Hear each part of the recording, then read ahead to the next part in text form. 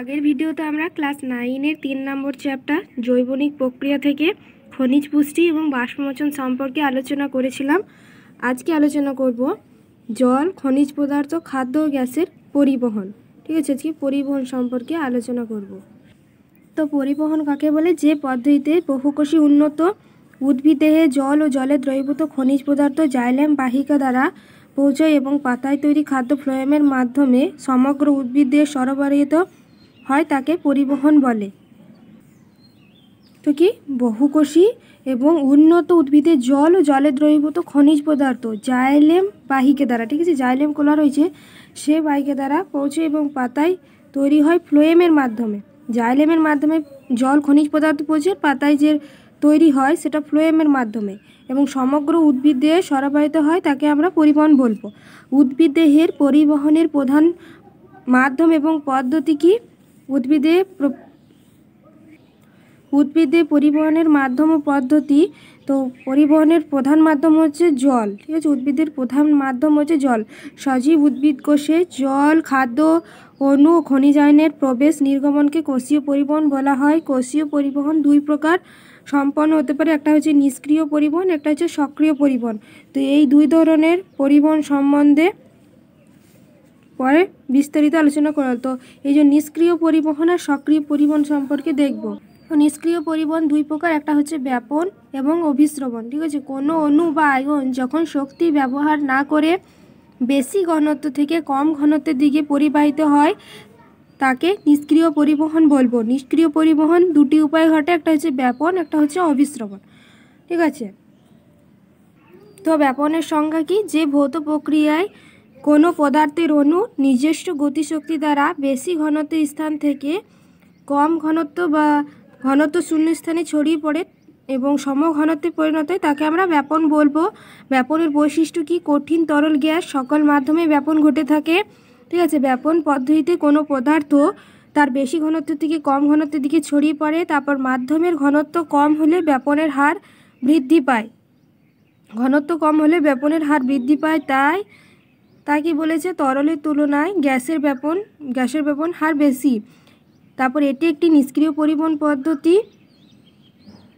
এর দ্বারা কোনো উপাদান কোষে প্রবেশ করে বা নির্গত হতে পারে। সাধারণত ব্যাপনে কোনো বাহকের প্রয়োজন হয় না। তো এই যে এটা হচ্ছে ব্যাপন প্রক্রিয়ার ছবি। ঠিক আছে, বেশি ঘনত্ব থেকে কম ঘনত্বের দিকে যাচ্ছে। তো দেখো এখানে কম ঘনত্বের তরল জল নেওয়া হয়েছে আর এখানে ঘন সন্নিবিষ্ট রঞ্জকের অণু নেওয়া রয়েছে যেটা বেশি ঘনত্ব। তারপর কী হচ্ছে দেখো, এগুলো ছড়িয়ে পড়ছে কম ঘনত্বের দিকে, ঠিক আছে, জলটার দিকে। তো একই রকমভাবে এই যে এখানে দেওয়া আছে, ছড়িয়ে পড়ার পর এইভাবে হয়েছে, মানে এই যে ঘন সন্নিবিষ্ট রঞ্জকের অণু রয়েছে এগুলো চারিদিকে ছড়িয়ে পড়ছে, বিক্ষিপ্ত রঞ্জকের অণু হচ্ছে। তারপর ব্যাপনের প্রভাবক যে শর্তগুলি ব্যাপনকে প্রভাবিত করে তা হলো উষ্ণতা, অণুর গতিশক্তি বাড়ায়, তাই উষ্ণতা বাড়লে ব্যাপনের হার বৃদ্ধি পায়। ঘনত্বের পার্থক্য দুইটি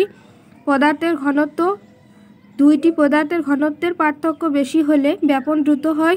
অণু আয়নের ব্যাস কি? পদার্থের অণু আয়নের ব্যাস কম হলে ব্যাপনের বৃদ্ধি পায়। ব্যাপনের উদাহরণ দেওয়া আছে যেমন কঠিন। ব্যাপনের উদাহরণ কি? কঠিন ও তরলের মধ্যে যেমন তুতে ও জল, পটাশিয়াম পারম্যাঙ্গানেট, ঠিক আছে, ও জল। তারপর 2 নম্বর কি? তরলের মধ্যে কালি ও জল, ইওসিন ও জল।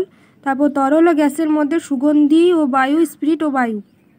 এরপর দেখব অভিস্রবণ। ঠিক আছে, নিষ্ক্রিয় পরিবহন দুই প্রকার, একটা দেখলাম ব্যাপন সম্পর্কে জানলাম। এবার অভিস্রবণ কি হচ্ছে? দুটি ভিন্ন ঘনত্বের দ্রবণকে একটি অর্ধবৃত্ত পর্দা দ্বারা পৃথক করে রাখলে কম ঘনত্বের দ্রবণ, ঠিক আছে, বেশি ঘনত্বের দ্রাবকের অনুপ্রবেশের ঘটনাকে অভিস্রবণ বলবো। ঠিক আছে, অর্ধবৃত্ত পর্দা দিয়ে পৃথক হয়, যে এটা হচ্ছে অভিস্রবণ প্রক্রিয়া। অভিস্রবণ প্রক্রিয়ায় কিন্তু অর্ধবৃত্ত পর্দা লাগবে এবং কম ঘনত্বের দ্রবণ থেকে বেশি ঘনত্বের দ্রবণে দ্রাবকের অণুর প্রবেশ ঘটানো হবে। মানে যেখানে কম ঘনত্বের অণু রয়েছে, ঠিক আছে, যেখানে কম ঘনত্বের মধ্যে বেশি ঘনত্বের দিকে তো যাবে, প্লাস তার দ্রাবকের অণুগুলো কি হবে? তার দ্রাবকের অণুগুলো প্রবেশ করবে কম ঘনত্বের দিকে বেশি ঘনত্বের। এরপর রয়েছে অভিস্রবণের বৈশিষ্ট্য। তো কী বলেছে? অভিস্রবণ তরল মাধ্যমে ঘটে থাকে। অভিস্রবণ একটি অর্ধভেদ্য পর্দা প্রয়োজন হয়। ঠিক আছে, অর্ধভেদ্য পর্দা প্রয়োজন হয় আর অর্ধভেদ্য পর্দা দিয়ে লঘু দ্রবণ থেকে দ্রাবক গাঢ় দ্রবণের মধ্য দিয়ে পরিবাহিত হয়। তারপর 4 নম্বর পয়েন্ট কি, দুটি দ্রবণের ঘনত্ব পার্থক্য বেশি হলে অভিস্রবণ দ্রুত ঘটে। উভয় দ্রবণের ঘনত্ব সমান না হওয়া পর্যন্ত এই প্রক্রিয়া চলতে থাকে। অভিস্রবণ একটি নিষ্ক্রিয় পরিবহন পদ্ধতি। এই পদ্ধতিতে কোষে জল প্রবেশ করে ও কোষ থেকে জল নির্গত হয়। ঠিক আছে, অভিস্রবণ একটি বিশেষ ধরনের ব্যাপক, অভিস্রবণকে একটি বিশেষ ধরনের ব্যাপক অণু বলা হয়, কারণ অভিস্রবণ দ্রাবক অণু মানে জল তার বেশি ঘনত্ব থেকে কম ঘনত্বের অঞ্চলে প্রবেশ করে। ঠিক আছে, অভিস্রবণের আবার প্রকারভেদ আছে, যেমন একটা হচ্ছে অন্ত অভিস্রবণ, একটা আছে বহি অভিস্রবণ। তো অন্ত অভিস্রবণ কি, কোষীয় দ্রবণের চেয়ে পরিবেশে অর্থাৎ বহিঃকোষীয় দ্রবণের গাঢ়ত্ব কম হলে লঘু স্মারক বা হাইপোটেনিক বলে। পরিবেশ থেকে কোষের ভেতরে জল প্রবেশ করে, এই পদ্ধতিকে অন্ত অভিস্রবণ বলবো। মানে বাইরের যে কোষের বাইরের অংশে যে তরল থাকবে ভেতরের মধ্যে প্রবেশ করবে, বাইরের জলীয় অংশ, সেটা হচ্ছে অন্তঃবিস্রবণ। প্রাণী কোষে শুধুমাত্র কোষ পর্দা থাকে বলে অন্তঃবিস্রবণ কোষ স্ফীত হয়ে ফেটে যেতে পারে। পক্ষান্তরে উদ্ভিদ কোষে কোষ প্রাচীর থাকে বলে তা কেবল রসস্ফীত হয়ে ওঠে। এরপর দেখব বহি অভিস্রবণ কি, কোষীয় দ্রবণের চেয়ে বহিঃকোষীয় দ্রবণের গাঢ়ত্ব বেশি হলে অর্থাৎ বহিঃকোষীয় দ্রবণ অতিস্মারক বা হাইপারটনিক হলে কোষ থেকে জল বেরিয়ে যায়, একে বলবো বহি অভিস্রবণ। অন্ত অভিস্রবণ কি, বাইরের জল কোষে প্রবেশ করে। কথার অর্থ অন্ত অভিস্রবণ কথার অর্থ হচ্ছে বাইরের জল ভেতরে প্রবেশ করে। আর বহি অভিস্রবণ কি, বহি অভিস্রবণ হচ্ছে ভেতরের জল বাইরে প্রবেশ করে। ঠিক আছে, অন্ত অভিস্রবণ হচ্ছে বাইরের জল ভেতরে প্রবেশ করে অন্তে, আর বহি অভিস্রবণ ভেতরের জল বাইরে যায়, বহিঃশ্রবণ বাইরে যায়, অন্ত অভিস্রবণ অন্তে প্রবেশ করে। তো আমরা দেখলাম যে অভিস্রবণ অর্ধবেদ্য পর্দা লাগে। ঠিক আছে, যে যাতায়াত করে দ্রাবকের অণুগুলো, সেগুলো কিন্তু অর্ধবেদ্য পর্দার প্রয়োজন। এই যে অর্ধবেদ্য পর্দার প্রয়োজন, দ্রাবকের অণু কম ঘনত্ব, যে দ্রাবকের অণু রয়েছে সেটা দেখো কম ঘনত্ব থেকে বেশি ঘনত্বের দিকে যাচ্ছে। ঠিক আছে, তারপর সমঘনত্বের তরলে পরিণত হচ্ছে। তো এই ভেদ্য পর্দা কি, কোষ প্রাচীর, ফিল্টার, কাগজ, এগুলো হচ্ছে ভেদ্য পর্দা। মানে কি হচ্ছে, সহজেই ভেদ করতে পারে দ্রাবকের অণু বা দ্রাবের অণু। অভেদ্য পর্দা রবার, প্লাস্টিক মানে কোনো মানে ভেদ করতেই পারে না। ঠিক আছে, দ্রাবকের অণু বা দ্রাবের অণু।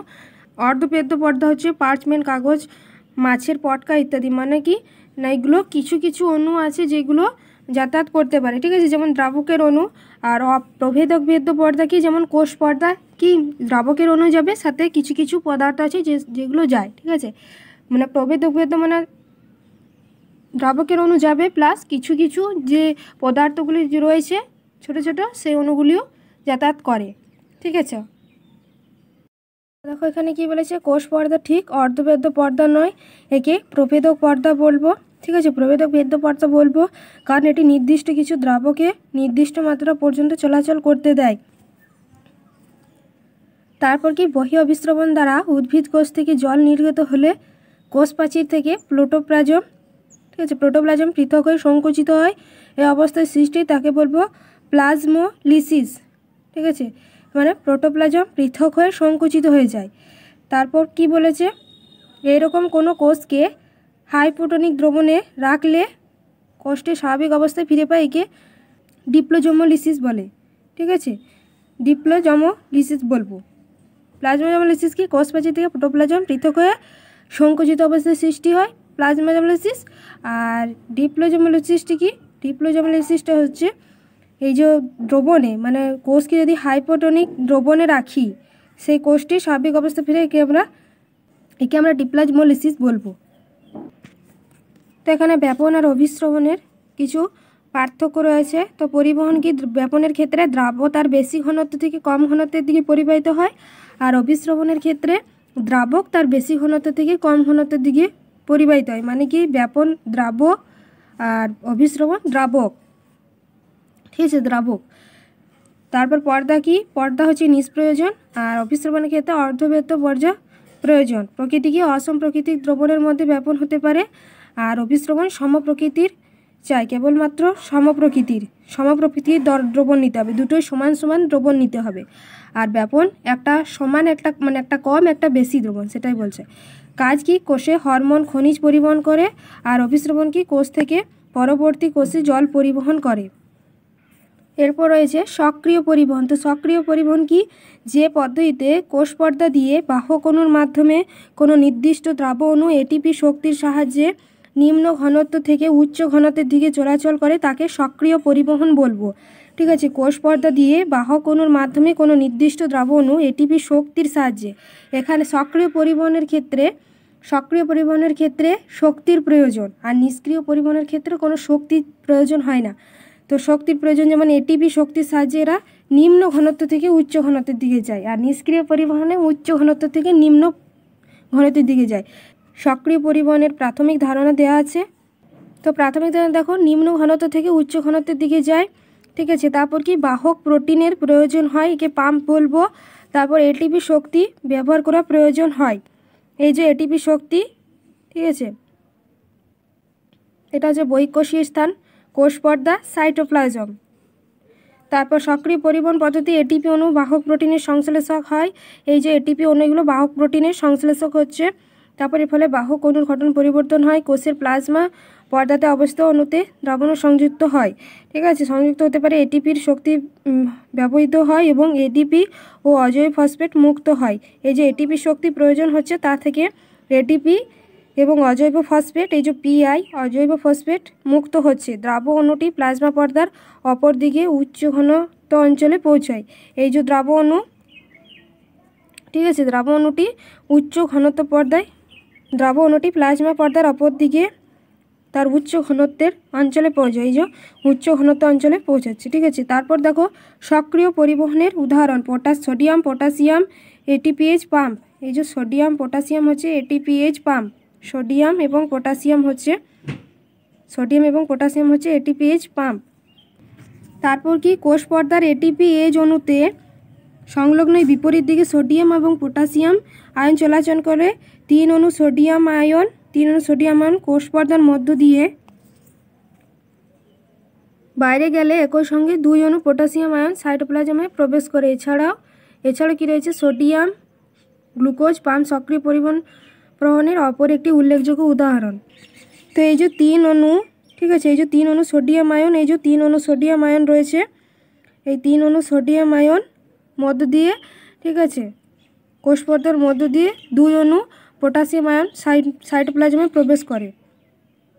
2 অণু, এই যে 2 অণু পটাশিয়াম আয়ন সাইটোপ্লাজমে প্রবেশ করছে, আর 3 অণু আয়ন সোডিয়াম যেটা কোষ পর্দার মধ্য দিয়ে বাইরে যাচ্ছে। ঠিক আছে, আর সাইটোপ্লাজমে প্রবেশ করছে পটাশিয়াম আয়ন যেটা হচ্ছে 2 অণু, সোডিয়াম 3 অণু। এরপর দেখব কোষ থেকে কোষে পরিবহন, সেল টু সেল ট্রান্সপোর্ট। তো কি উদ্ভিদ কোষ থেকে কোষে নানা উপাদান পরিবহন, যেমন ব্যাপন, অভিস্রবণ ও সক্রিয় পরিবহন পদ্ধতিগুলির মাধ্যমে ঘটে থাকে। নিচের এই সম্পর্কে আলোচনা করলো। তো কোষান্তরে পরিবহনের ব্যাপনের ভূমিকা রয়েছে, তারপর হচ্ছে কোষান্তর পরিবহনে অভিস্রবণের ভূমিকা, তারপর কোষান্তর পরিবহনে সক্রিয় পরিবহনের ভূমিকা। তো প্রথমে আমরা নিষ্ক্রিয় পরিবহন মানে ব্যাপন আর অভিস্রবণ দেখব, তারপর সক্রিয় পরিবহনটা দেখব। ঠিক আছে, তো দেখো কি বলেছে, ব্যাপন পদ্ধতি দ্বারা মাটি থেকে কৌশিক জল মূলের কোষগুলি দিয়ে জাইলেম বাহিকা অবধি পৌঁছয়। তো এই যে ব্যাপন পদ্ধতিতে মূলরম দ্বারা অন্ত অভিস্রবণ, ঠিক আছে, অন্ত অভিস্রবণ প্রক্রিয়ায় জল শোষণ মানে কি, অন্ত অভিস্রবণ কি, বাইরের জলগুলি ভেতরে প্রবেশ করবে। অন্ত অভিস্রবণ মানে বাইরের জল ভেতরে প্রবেশ করে, আর বহিঃস্রবণ মানে ভেতরের জল বাইরে। ব্যাপন পদ্ধতিতে মাটি থেকে কৌশিক জল মূলের কোষগুলি দিয়ে জাইলেম বাহিকা অবধি পৌঁছয়। ঠিক আছে, তারপর কি, মূল দ্বারা শোষিত এই জলেই উদ্ভিদের পরিবহন মাধ্যম। বাষ্পমোচনের সময় পত্ররন্ধ্র পথে জল বাষ্প আকারে ব্যাপিত হয়। বাষ্পমোচনের সময় পত্ররন্ধ্র পথে জল বাষ্প আকারে ব্যাপিত হয়। এর ফলে পাতায় ব্যাপন চাপের ঘাটতি ঘটে। এই ঘাটতি পূরণের জন্য মূল অবধি বিস্তৃত জলস্তম্ভে ঊর্ধ্বমুখী টান সৃষ্টি করে। ঠিক আছে, ফলে রসের ঊর্ধ্বমুখী চলন সম্ভব হয়। টান সৃষ্টি করে, ফলে ও রসের ঊর্ধ্বমুখী চলন সৃষ্টি। যেহেতু জাইলেম কোলা দিয়ে যাচ্ছে, তাহলে জাইলেম কোলা মূল থেকে কাণ্ড বা পাতায় পৌঁছে ঊর্ধ্বমুখী টান, ঠিক আছে, ঊর্ধ্বমুখী টানে যাচ্ছে। তারপর উদ্ভিদ কোষে উৎপন্ন হরমোন, খাদ্য ইত্যাদি জলে দ্রবীভূত অবস্থায় ব্যাপন পদ্ধতিতে সারা দিয়ে পরিবাহিত হয়। খনিজ পরিপোষক মূল দিয়ে ব্যাপন পদ্ধতিতে শোষিত হয়। তারপর শ্বসন ও সালোক সংশ্লেষের জন্য প্রয়োজনীয় যথাক্রমে অক্সিজেন, কার্বন ডাইঅক্সাইড গ্যাসের কোষান্তর পরিবহন সম্পূর্ণরূপে ব্যাপনের উপর নির্ভরশীল। এরপর দেখব কোষান্তর পরিবহনে অভিস্রবণের ভূমিকা। আগেটা দেখলাম ব্যাপনের ভূমিকা, এরপর দেখব অভিস্রবণের ভূমিকা। তো অভিস্রবণ পদ্ধতিতে মূলরোম কোষ দ্বারা মাটি থেকে জল শোষিত হয়। এককোষী মূলরোমের চারধারে যে মাটি থাকে তাতে জলের দ্রাবক, ঠিক আছে, দ্রাবক ঘনত্ব মূলরোম কোষের জলের ঘনত্বের থেকে বেশি হয়। দুই ভিন্ন ঘনত্বের দ্রবণকে পৃথক করে রাখে মূলরোমের কোষ পর্দা, বা যেকে আমরা প্রবেদক পর্দা বলছি। এই পর্দা দিয়ে অন্তঃবিস্রবণ পদ্ধতি জল মাটিতে তার বেশি ঘনত্ব থেকে কোষের অভ্যন্তরে কম ঘনত্বের প্রোটোপ্লাজমে প্রবেশ করে। একইভাবে মূলরোমের কোষ থেকে কোষান্তর অভিস্রবণ পদ্ধতিতে জল পর্যায়ক্রমে এই যে বহিঃস্থক থেকে কর্টেক্স থেকে অন্তঃস্থক থেকে পরিচক্র থেকে কোলাকোষ। এই যে ছবিটা এটা, ঠিক আছে। প্রথমে কি বহিঃস্থক, তারপর কর্টেক্স অঞ্চল, এটা হচ্ছে মূলের, ঠিক আছে, মূলের যে চিত্র, প্রস্থচ্ছেদের চিত্র আমরা এটা দেখতে পাচ্ছি, এটা মূলের গঠন, ঠিক আছে। জুম করে যেটা আমরা দেখব বিভিন্ন কোষ অঙ্গাণু আছে, কোষ আছে। তো এটা হচ্ছে বহিঃস্থক। প্রথমে মূলরোম জলে গেল, প্রথমে জল মূলরোমের মধ্য দিয়ে কি হলো, বহিঃস্থকে গেল, তারপর কর্টেক্স অঞ্চলে গেল, তারপর অন্তঃস্থকে গেল, ঠিক আছে, এই যে অন্তঃস্থক, তারপর পরিচক্র, এই যে পরিচক্রের লাইনটা এটাতে গেল, তারপর বিভিন্ন কোলাকোষে পৌঁছলো, ঠিক আছে। মূলের যে বিভিন্ন কোলাকোষ রয়েছে সেখানে পৌঁছাবে, ঠিক আছে, প্রোটোজাইলেম, মেটাজাইলেম। তারপর কি বলেছে দেখো, যে অভিস্রবণের ফলে পত্ররন্ধ্রে রক্ষী কোষ স্ফীত হয়ে ফুলে ওঠে অভিস্রবণের ফলে, ঠিক আছে, যার ফলে বাষ্পোচন ঘটতে পারে। এছাড়া শ্বসনে অংশগ্রহণকারী গ্যাসগুলি বিনিময় উন্মুক্ত স্টোমাটার মাধ্যমে ঘটে থাকে। খাদ্য উৎপাদনের পর শিবনল দিয়ে উৎপন্ন খাদ্য উৎসকোষ থেকে নিমজ্জিত বা গ্রাহক কোষে পরিবাহিত হয়। এই প্রক্রিয়াটি পরোক্ষভাবে অভিস্রবণ দ্বারা নিয়ন্ত্রিত হয়। এরপর 3 নম্বর পয়েন্ট কি, কোষান্তর পরিবহন বা সক্রিয় পরিবহনের ভূমিকা, ঠিক আছে। আগেরগুলো দেখলাম নিষ্ক্রিয় জানি ব্যাপন আর অভিস্রবণ, আর সক্রিয় যেটা এটিপি শক্তির প্রয়োজন। তো কি, সক্রিয় পরিবহনের দ্বারা মূলরোমে বিভিন্ন খনিজ, লবণ, সোডিয়াম, পটাশিয়াম, ম্যাগনেসিয়াম প্রভৃতি শোষিত হয়। এই খনিজগুলি উদ্ভিদের পুষ্টি ও বিপাকে গুরুত্বপূর্ণ ভূমিকা নেয়। তারপর ফ্লোয়েমের শিবনলে সুক্রোজ খাদ্যর গ্রহণ সক্রিয় পরিবহন দ্বারা ঘটে থাকে। দেহের প্রতিটি কোষে প্রোটিন, গ্লুকোজ, তারপর প্রভৃতি খাদ্য উৎপাদন সক্রিয় পরিবহনের মাধ্যমে প্রবেশ করে, ঠিক আছে। ফ্লোয়েম শিবনলে সুক্রোজ খাদ্য গ্রহণ সক্রিয় পরিবহন দ্বারা ঘটে। ফ্লোয়েমের শিবনলে সুক্রোজ খাদ্য গ্রহণ সক্রিয় পরিবহন দ্বারা ঘটে। এরপর দেখব রসের উৎস্রোত এবং ফ্লোয়েমের মধ্য দিয়ে পরিবহনের বৈশিষ্ট্য। এটা কি বলেছে, উদ্ভিদের পরিবহনের দুটি অংশ, মূলরোম দ্বারা শোষিত জল ও জলের দ্রবীভূত খনিজের ঊর্ধ্বমুখী পরিবহন রসের উৎস্রোত, ও জাইলেম পরিবহন বা ঊর্ধ্বমুখী পরিবহন, এবং পাতায় উৎপন্ন খাদ্যের উদ্ভিদের সারা দিয়ে পরিবহিত হওয়া, এটা হচ্ছে খাদ্য পরিবহন বা ফ্লোয়েমের পরিবহন বা নিম্নমুখী পার্শ্বমুখী পরিবহন। আমরা জানি জাইলেম হচ্ছে ঊর্ধ্বমুখী আর ফ্লোয়েম হচ্ছে নিম্নমুখী বা পার্শ্বমুখী। এরপর হচ্ছে রসের উৎস্রোত কি, মূল দ্বারা শোষিত জল ও জলের দ্রবীভূত খনিজ লবণ বা রস জাইলেম বাহিকা দ্বারা ঊর্ধ্বমুখে অভিকর্ষের বিপরীতে পাতার পরিবহনের পদ্ধতিকে রসের উৎস্রোত বলবো। তারপর দেখো কি বলেছে, রসের উৎস্রোতের বৈশিষ্ট্য, জাইলেম বাহিকা বা ট্রাকিয়া এবং ট্রাকিডের মাধ্যমে মূলত জাইলেম রসের উৎস্রোত ঘটে। মূলত খনিজ লবণ মিশ্রিত জল ও রস জাইলেম দ্বারা বাহিত হয়। এটি একটি নিষ্ক্রিয় পরিবহন, ঠিক আছে। জলের যে রসের উৎস্রোত, ঠিক আছে, রসের উৎস্রোত ঊর্ধ্বমুখী অর্থাৎ মূল থেকে কাণ্ড থেকে পাতা দিকে হয়ে থাকে। যেহেতু উৎস্রোত, জাইলেম বাহিকা তো ঊর্ধ্বমুখী, তাহলে ঊর্ধ্বমুখী প্রথমে মূলে থেকে, তারপর মূল থেকে উপর দিকে আস্তে আস্তে কাণ্ডে থেকে উপরে পাতা, এইভাবে পরিবাহিত হয়। তারপর দেখো রসের পরিবহন নিয়ন্ত্রণকারী বলগুলি শনাক্তকরণ। তো প্রথম দিকে কিছু বিজ্ঞানী কী করতেন, মনে করতেন যে কাণ্ডের কিছু পাম্পিং কোষ এসে যে জলকে চাপ দিয়ে উপর দিকে পাতায় পৌঁছে দেয়, ঠিক আছে। আগের বিজ্ঞানীরা মনে করতেন, কিছু বিজ্ঞানী ছিল যারা মনে করতেন যে কাণ্ডের কিছু পাম্পিং কোষ আছে, ঠিক আছে। মূল থেকে যে কাণ্ডে যাচ্ছে, কাণ্ড থেকে পাতায় যে জল পড়ছে, ঠিক আছে, জাইলেমের মধ্যে দিয়ে, তখন কিছু বিজ্ঞানীরা মনে করেছিলেন যে কাণ্ডতে কিছু পাম্পিং কোষ আছে যা ঠেলতে সাহায্য করছে পাতার মধ্যে। তারপর জার্মান বিজ্ঞানী স্ট্রাসবার্জার বললেন যে এগুলো কিন্তু ভ্রান্ত, মানে এগুলো ভুল প্রমাণ করেছিলেন। ঠিক আছে, এবং তিনি কি বলেছিলেন যে এই যে জলটা যাচ্ছে ঊর্ধ্বমুখী তার কারণ হচ্ছে মূল্যজ চাপ, বাষ্পমোচন টান এবং সমসংযোগ আসক্তি বল। ঠিক আছে, তো মূল্যজ চাপ কী বলেছেন? স্টার্চবার্জার বলেছেন মূল্যজ চাপ উদ্ভিদ মূলে জাইলেম বাহিকায় অন্তঃবিশ্রবণ পদ্ধতিতে দরুন যে চাপ সৃষ্টি করে তাকে মূল্যজ চাপ বলে। ঠিক আছে, উদ্ভিদ শরীরবিদ স্টিফেন হেলস মূল্যজ চাপকে হ্রাসের উৎস কারণ বলে ব্যাখ্যা করেছিলেন। কোন বিজ্ঞানী উদ্ভিদ শারীরবিদ কোন বিজ্ঞানী মূলজ চাপকে রসের উৎস্রোত বলেছিলেন? কোন বিজ্ঞানী মূলজ চাপকে রসের উৎস্রোত বলেছিলেন? Stephen Hales 1727। ঠিক আছে, কি বলেছিলেন? মূলজ চাপকে রসের উৎস্রোত। তো মূলের যে চাপ রয়েছে, ঠিক আছে, সেই চাপকে রসের উৎস্রোতের কারণ বলেছিল। ঠিক আছে, মূলের যে চাপ, ঠিক আছে, যেটা ঊর্ধ্বস্রোত হচ্ছে, তো তার কারণ হচ্ছে মূলজ চাপ। তো এই মূলজ চাপের প্রভাবে জল কেবলমাত্র 20 মিটার অবধি ঊর্ধ্বে পরিবাহিত হতে পারে। ঠিক আছে, এই যে মূলজ চাপ, এই মূলজ চাপের প্রভাবে মাত্র 20 মিটার জল ঊর্ধ্বমুখী মানে ঊর্ধ্বে পরিবাহিত হতে পারে। এরপর দেখব বাষ্পমোচন টান এবং সমসংযোগ আসক্তি বল। তো বিজ্ঞানী ডিক্সনি ও জলি 1894-এ এই মতবাদটি প্রথম প্রচলন করেন। ঠিক আছে, জাইলেম বাহিকা দিয়ে পাতায় জল ও খনিজ লবণের উৎস্রোত প্রকৃতপক্ষে দুটি পদ্ধতি দ্বারা ঘটে। একে আমরা বাষ্পমোচন টান বলবো। তো কি বিজ্ঞানী ডিক্সনি ও জলি বাষ্পমোচন টান বা সমসংযোগ আসক্তি বল প্রথম কি বলেছিলেন? মতবাদটি দিয়েছিলেন। ঠিক আছে, জাইলেম বাহিকা দিয়ে পাতার জল খনিজ লবণের উৎসের প্রকৃতপক্ষে দুটি পদ দ্বারা হয়। একটা হচ্ছে বাষ্পমোচন টান, একটা হচ্ছে সমসংযোগ আসক্তি বল।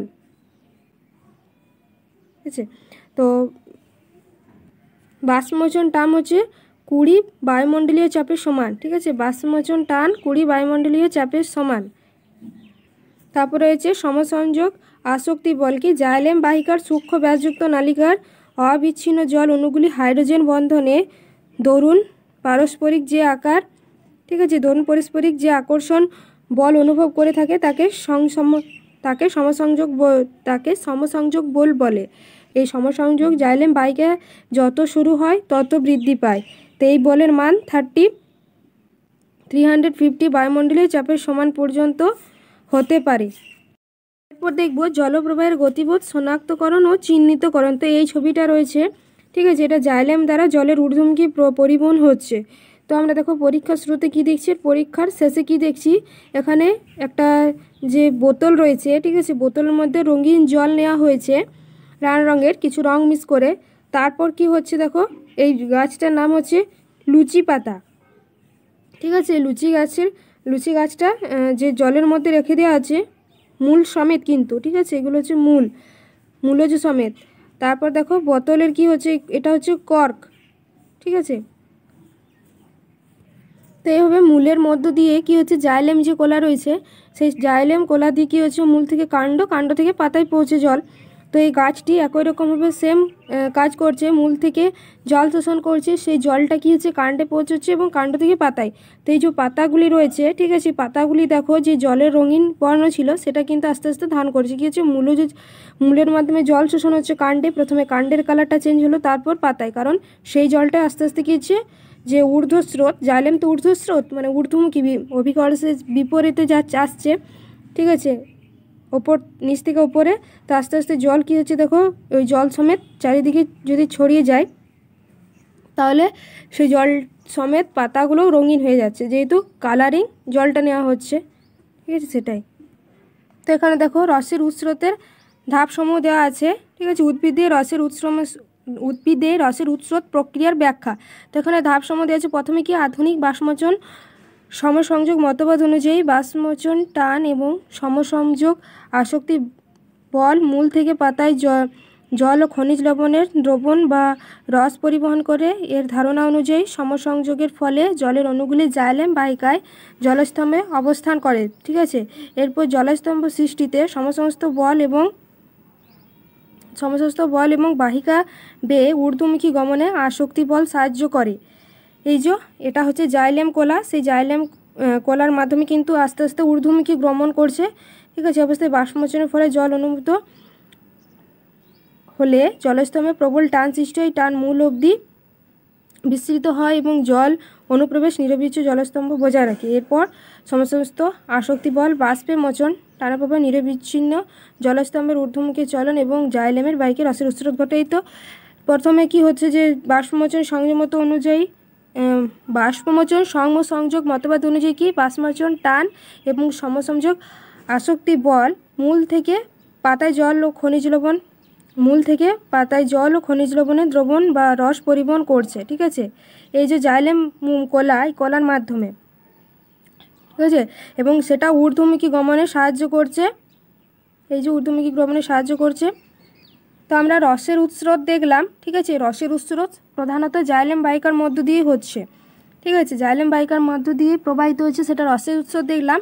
এরপর দেখব ফ্লোয়েমের মধ্য দিয়ে পরিবহনের বৈশিষ্ট্য। তো জাইলেমের মাধ্যমে জলের পরিবহন হচ্ছে, যেটা রসের উৎস্রোত।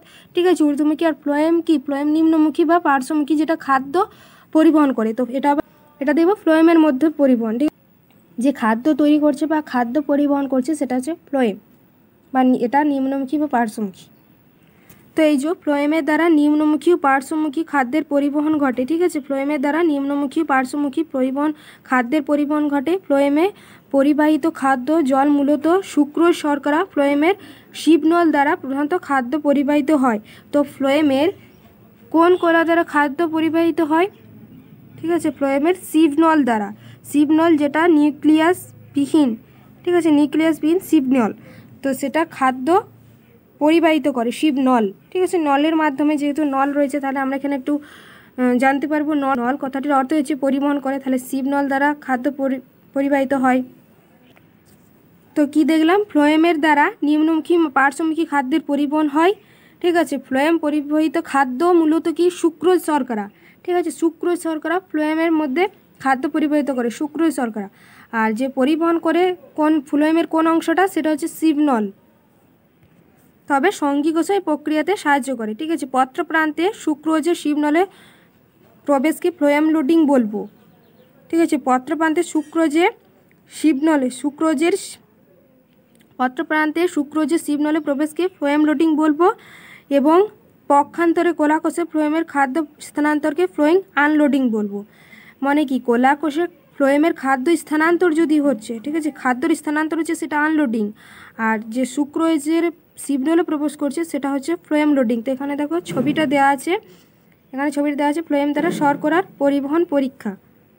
তো এই যে খাদ্য পরিবহনের গতিপথ শনাক্তকরণ বা চিহ্নিতকরণ, এটা কে করেছিলেন? বিজ্ঞানী মার্সেলো ম্যালপিগি নামক ইতালিয়ান বিজ্ঞানী। ঠিক আছে, বিজ্ঞানী মার্সেলো ম্যালাপিগি, ইতালিয়ান বিজ্ঞানী।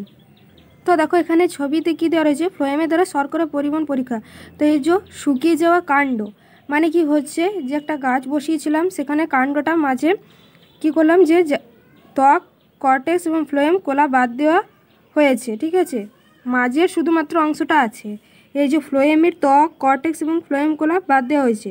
ঠিক আছে, তারপর দেখো কি হচ্ছে, এই যে এটা হচ্ছে জাইলেম কোলা, শুধুমাত্র জাইলেম কোলা রয়েছে, আর এটা হচ্ছে স্ফীত বলয় সতেজ ঘটনা। তো এখানে দেখো কি বলেছে, ইতালিয়ান বিজ্ঞানী ফ্লোয়েম কোলা দ্বারা জৈব খাদ্যবস্তু নিচের দিকে পরিবাহিত হয়ে তিনি একটি গাছের কাণ্ডে ফ্লোয়েমের কোলা সহ গাছের ছাল গোল করে কেটে নেন। এইভাবে 2-3 দিন রেখে দিয়ে তিনি দেখেন যে চেঁচে নেওয়ার অংশের ওপরে গাছের কাণ্ড অংশটি জৈব দ্রাবক জমা হওয়ার জন্য স্থূল হয়ে গেছে, এবং অপর দিকে খাদ্য পরিবহনের অভাবে চেঁচে দেওয়ার অংশের নিচে গাছের গোড়া কাণ্ডে ছাল অংশের মৃত্যু ঘটেছে। তো এইভাবে দেখো, যদি ফ্লোয়েম ত্বক, কর্টেক্স এবং ফ্লোয়েম কোলা বাদ দেওয়া হয়, জাইলেম কোলাটা শুধু রয়েছে, তো যে খাদ্য পরিবহন হচ্ছে সেটা তো আর হচ্ছে না। তো যতটা পর্যন্ত খাদ্য পরিবহন হচ্ছে সেটা দেখো সতেজ রয়েছে, সতেজ কাণ্ড এবং স্ফীত হয়ে গেছে। যতটা কেটে দেওয়া হয়েছে সেই ততটা পর্যন্ত জমা হচ্ছে। ঠিক আছে, ফ্লোয়েম কোলা যে খাদ্য পরিবহন করছে, ঠিক আছে, সেই খাদ্য পরিবহনের রাস্তাটা যেতে পারছে না, তাহলে জমা হচ্ছে সেগুলো। আর জল, শুধুমাত্র জাইলেম কোলা রয়েছে কেন? জল পরিবহন করছে, জল থেকেই তো কাণ্ড থেকে পাতায় পৌঁছবে। আর ফ্লোয়েম কোলা হলে নিম্নমুখী হবে, মানে খাদ্য মূল দিকে আসবে। পাতা যেহেতু খাদ্য তৈরি করে, তাহলে পাতার থেকে কি হবে, কাণ্ড থেকে মূলে আসবে।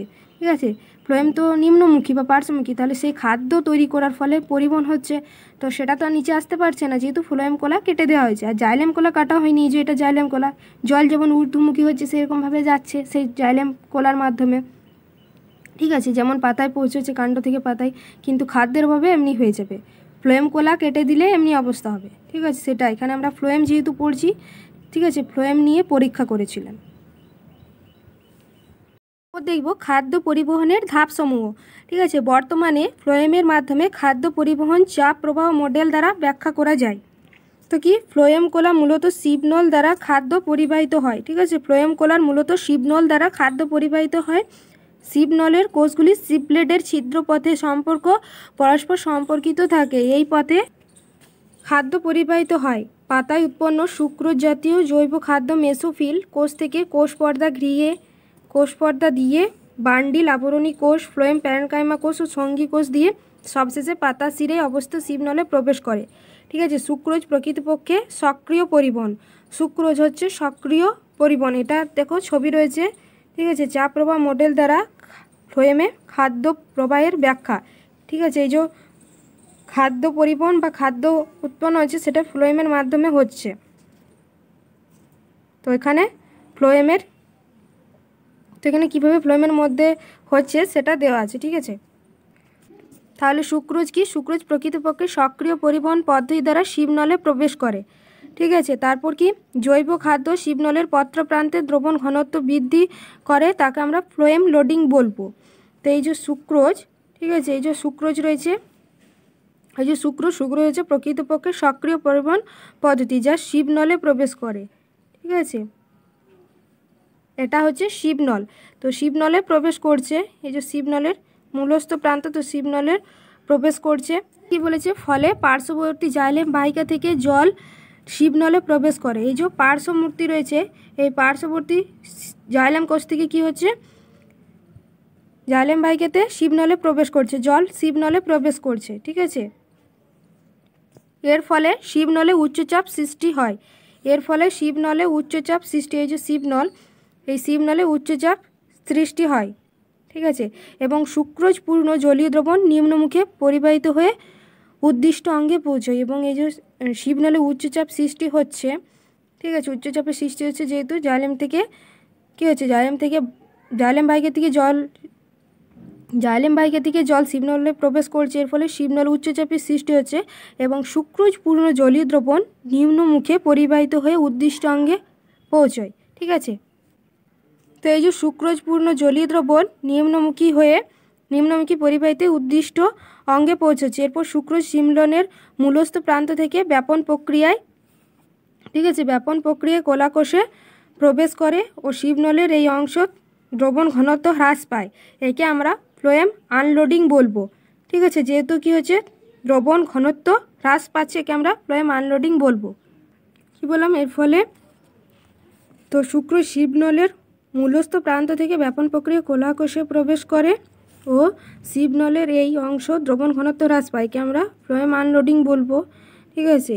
এর ফলে মূলজ প্রান্ত থেকে পুনরায় জাইলেম বাহিকায় প্রবেশ করে, ঠিক আছে, জাইলেম বাহিকায় প্রবেশ করে এবং এইভাবে খাদ্যবস্তু উদ্ভিদে পরিবাহিত হয়। খাদ্য পরিবহনের এই যে গতিপথ দেওয়া আছে, প্রথমে কি মেসোফিল কোষ, তারপর বান্ডিল আবরণী কোষ, ঠিক আছে, এই যে মেসোফিল কোষ, তারপর বান্ডিল আবরণী কোষ, তারপর ফ্লোয়েম প্যারেনকাইমা, ঠিক আছে, তারপর সঙ্গী কোষ, তারপর শিবনল, এই যে শিবনল রয়েছে, এটা শিবনল, ঠিক আছে। এর মধ্যে কি হচ্ছে, খাদ্য পরিবহন হচ্ছে। তারপর নিম্নমুখী এবং পার্শ্বমুখী পরিবহন হচ্ছে, এই যে নিম্নমুখী এবং পার্শ্বমুখী পরিবহন হচ্ছে, ঠিক আছে। তো এইভাবে নিম্নমুখী এবং পার্শ্বমুখীর মাধ্যমে সারা উদ্ভিদে খাদ্য পরিবহন হচ্ছে।